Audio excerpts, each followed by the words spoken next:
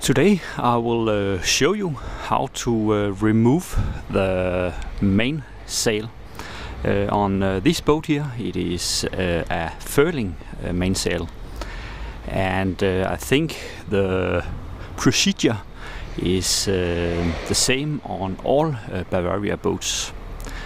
But yeah, the first thing I do is of course to go on the boat.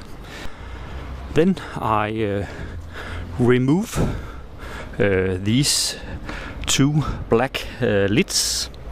The upper one is when you have almost down hoisted the sail, then you can detach the top here, and the bottom here is of course for the bottom part.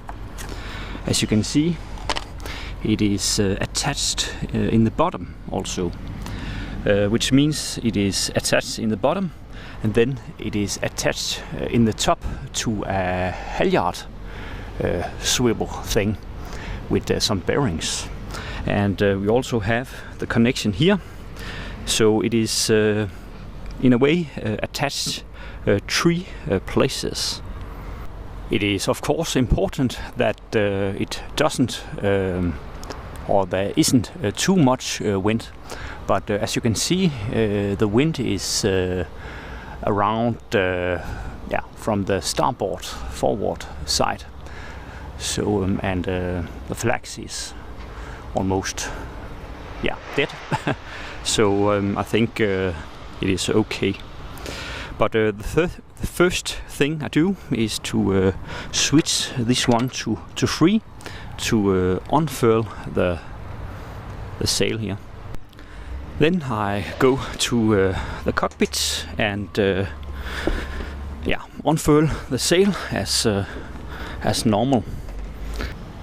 The way you unfurl the mainsail is pretty simple. You just have these three cords or wires, or what you call it, and to unfurl the sail you just unlock these two blocks here. It is where you control the infurling and outfurling of the mainsail, and you just leave it like that. And then we have the third wire here. You also loosen up, and then you just pull in this one here, and you can then unfurl the sail. As you can see, when I pull, then the sail goes out.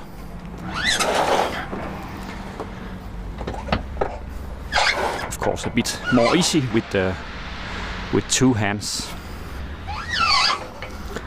When unfurling the main sail here, it is also important to loosen up the, I think it is called the boom thing, and it is to straighten the sail in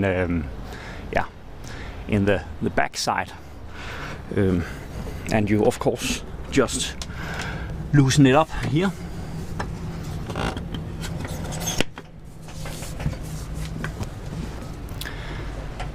And the cord here then gets, as you can see, pretty loose.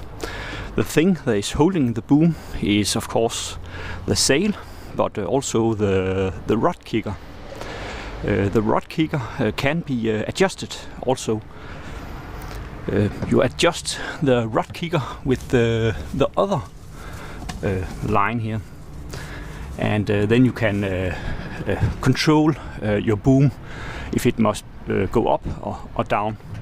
It of course depends on how the wind is and all that. But to remove the mainsail, you must take out the sail completely on the boom, so it is completely unfurled, and I will then do that now. The mainsail is now completely unfurled. It is not necessary to have a completely straight line, but it must just be unfurled completely here in the forward end here. And as you can see, the connection here is then pointing backwards, which means it is in the groove there. And yeah, that means I can then take down the sail.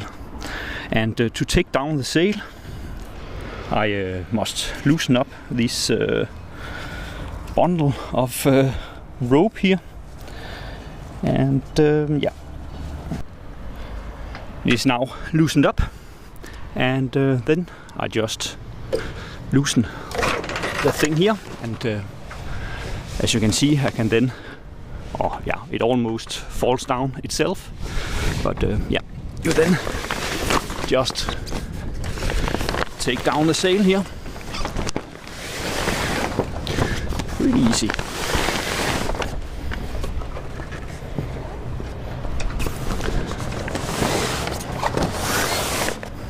And it is of course important it doesn't drop into the water.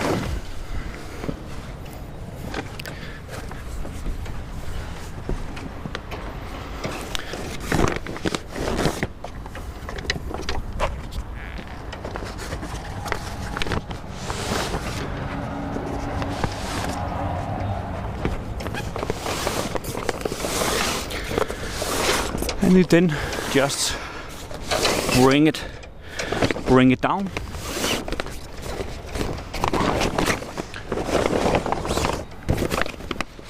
Yeah, if it don't jam here.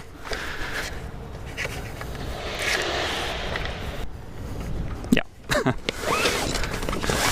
And you just bring it down. And as you can see, we have the top halyard swivel here, and it is of course connected to the halyard here, or what do you call it.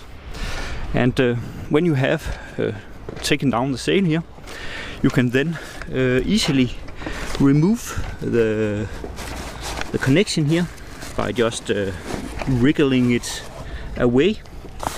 And it is then off here, and then you also of course also just remove the connection here and remove the sail.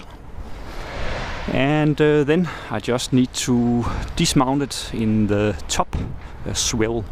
And as you can see, we have these two holes, and when I glide it down here, you can see you have easily access to dismount the top of the sail here. So yeah, the biggest problem is not to dropping this part down in the mast. So it is of course pretty important that yeah, you take your time. And as you can see, yeah, you also have the grease points here. I lubricated in the spring, but yeah, I think I will put on the sail again because the season is not yet over, but it was just to show you how to remove the main sail here. And as you can see, it is pretty easy. When you put or fold the sail, it is also important that you fold it on the right way, because when you must hoist the mainsail again, then it is much more easy, because it is of course important that the thing here is going into the groove in the furling system here. Yeah, but I hope you have enjoyed my video, and I'll see you next time. Bye.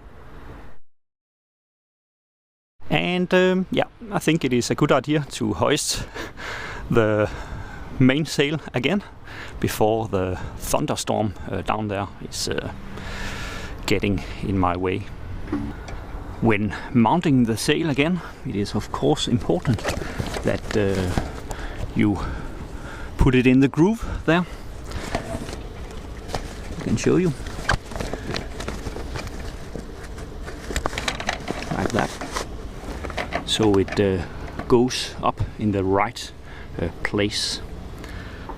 The mainsail is now hoisted again, and a good tip to furl it in the right way is to switch the thing here to ratchet, because it can rotate in both ways, and it is important that you furl in the sail the right way around. And when you furl in the sail, the first thing you must do is to be sure that the boom here is low enough. I know a lot of people have the problem that the boom is too high, and the problem with the boom being too high is that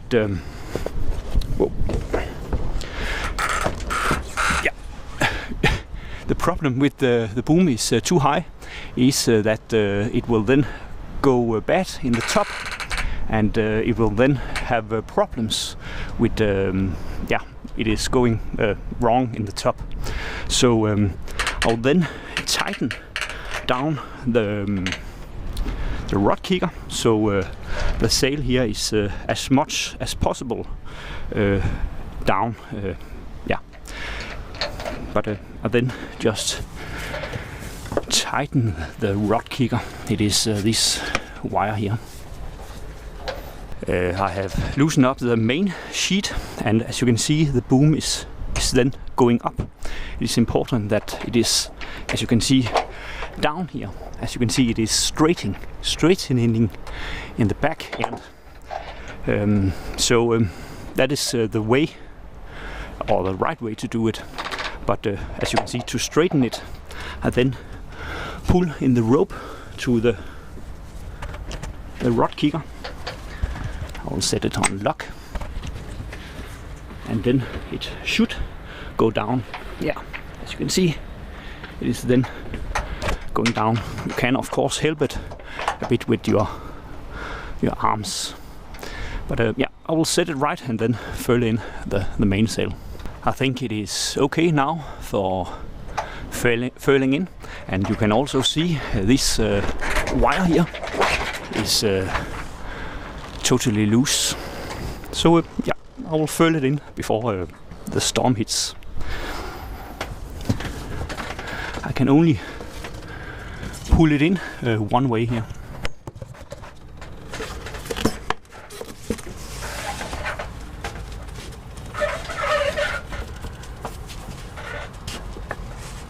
As you can see here, it is clicking, which means it is only going in one direction. I can't get it in the other direction. I also hold a small amount of pressure on the furling out line, because if there is no pressure on the furling out line, then it doesn't get in so smooth.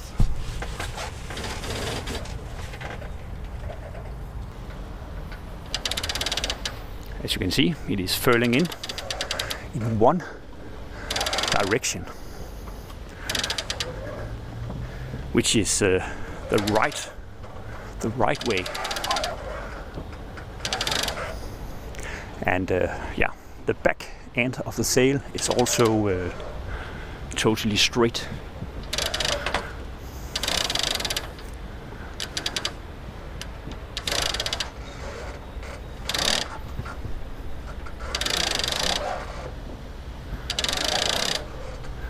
As you can see, it is not jamming or anything.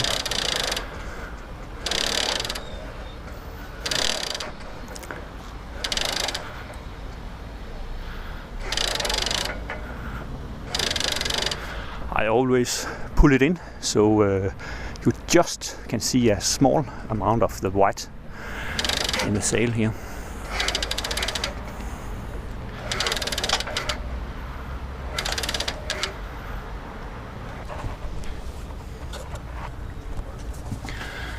You will then lock the blocks here so it doesn't fly away.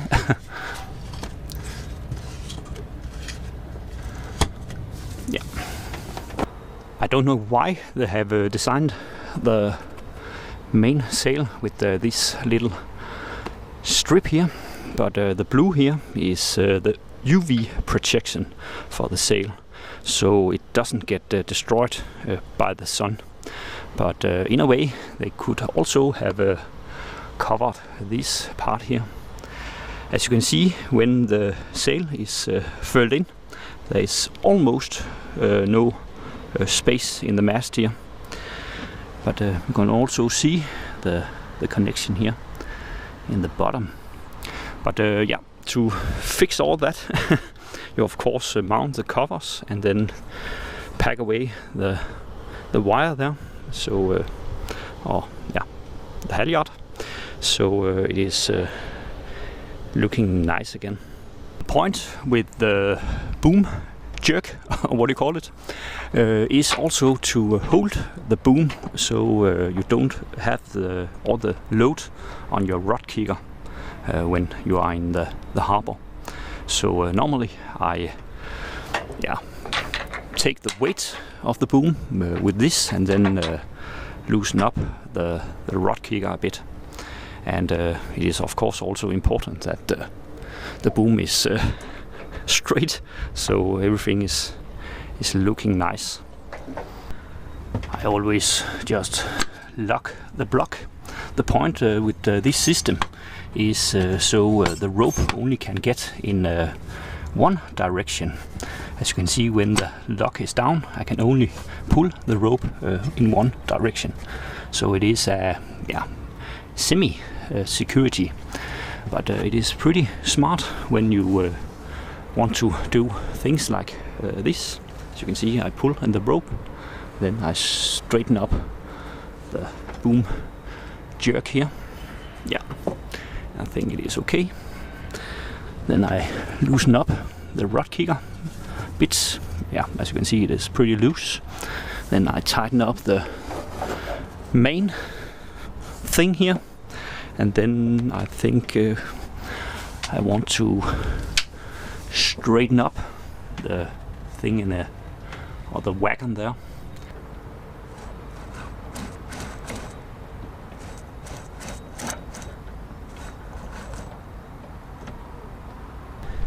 If you have problems with your boom is what do you call it, squirking, then there is some point you can lubricate, but it is important that you lubricate the areas with some Teflon based spray, because if you use things as VD40 or something, it will then just wash away in a couple of weeks or so.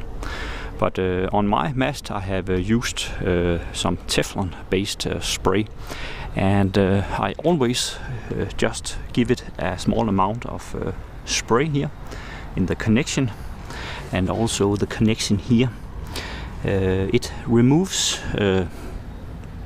all the squeaking noise, but this year I have experienced that it didn't work, but the squirking noise was then coming from another place, and I find out that the place was actually by these connections here, and as you can see, it looks pretty nice and shiny. It is simply because the squirking noise is coming from rust between the two metals here. Both of the metals is stainless, but over time it will rust.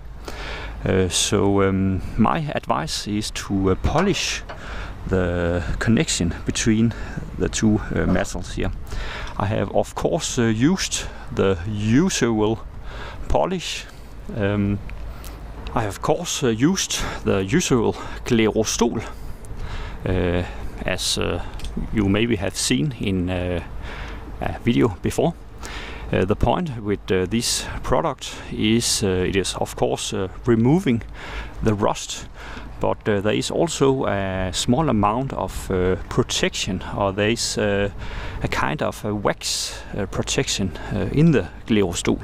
So when you polish your stainless, it will then have an extra protection, and then you get rid of this squeaking noise when the wind is blowing and the boom is wriggling back and forward.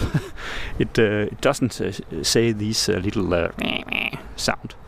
So it is pretty nice.